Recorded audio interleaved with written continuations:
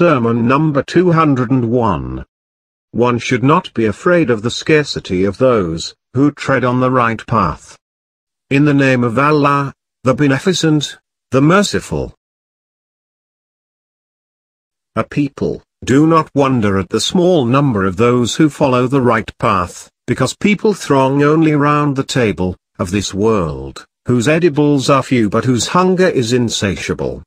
A people, certainly, what gathers people together, in categories, is their agreement to good or bad, and their disagreement, for only one individual killed the camel of Samud, but Allah held all of them in punishment because all of them joined him by their acquiescing in their consenting to it.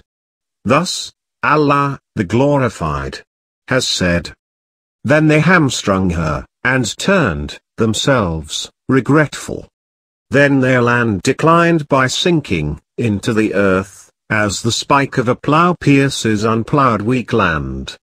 A people, he who treads the clear path of guidance, reaches the spring of water, and whoever abandons it strays into waterless desert.